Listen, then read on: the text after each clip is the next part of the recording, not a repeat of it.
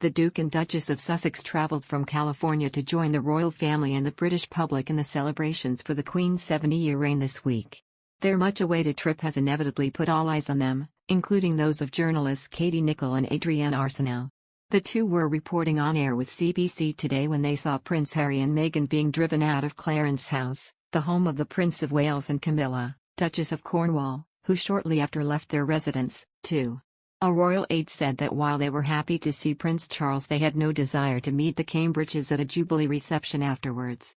Harry and Meghan were happy to swing by Clarence House to see Charles on the way to St. Paul's. But afterwards they were less keen to spend time hobnobbing with the family at the reception where they would rub shoulders with William and Kate, they told. The Sussexes had relegated seats in the church which reflected their change in status. Far across the aisle from the Prince of Wales, the Duchess of Cornwall and the Duke and Duchess of Cambridge, Harry and Meghan sat in the second row, behind the Wessex family and the Duke and Duchess of Gloucester.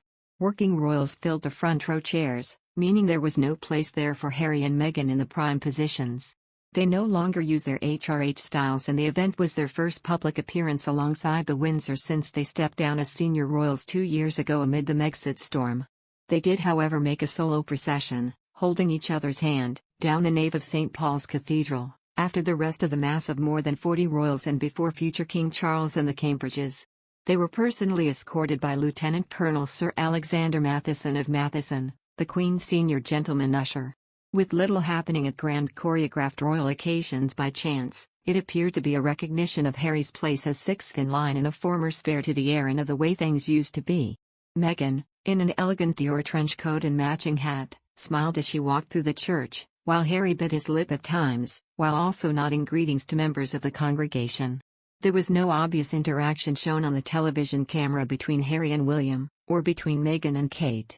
Just over a year ago, Harry and Meghan accused an unnamed member of the royal family, not the Queen or the Duke of Edinburgh, of racism and painted the monarchy as an uncaring institution in a controversial Oprah interview. Kate was publicly singled out by Meghan for allegedly making her cry in the run-up to her wedding. Charles and the Duchess of Cornwall meanwhile greeted William and Kate by blowing them a kiss as they met at the west entrance. Former BBC royal correspondent Peter Hunt reflected, for the briefest of moments, Harry and Meghan were back being active Windsors. The institution didn't crumble. The royals need them, but are unlikely to acknowledge what they've lost given the hurt felt by all sides. There was a throwback to the Harry royal fans know and love. The Duke jokingly pulled an open-mouthed face at other members of his family across the aisle, most likely his cousin Zara Tindall and her husband, former rugby player Mike. He was also seen laughing as he sat next to Princess Eugenie's husband Jack Brooksbank, who appeared red in the face as he chuckled. In 2012 for the Diamond Jubilee, Harry had taken pride of place in the front row for service in St. Paul's marking his grandmother's 60th year on the throne. Much has changed since then, with Harry wedding American actress Meghan in a glittering royal wedding in 2018, followed by their troubled departure in 2020.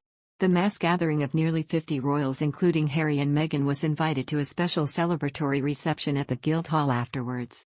But the Sussexes, who were thought to have returned to their Frogmore Cottage base, chose not to attend, as did the Princess Royal, who carried on with her royal duties, feeding penguins on a visit to Edinburgh Zoo.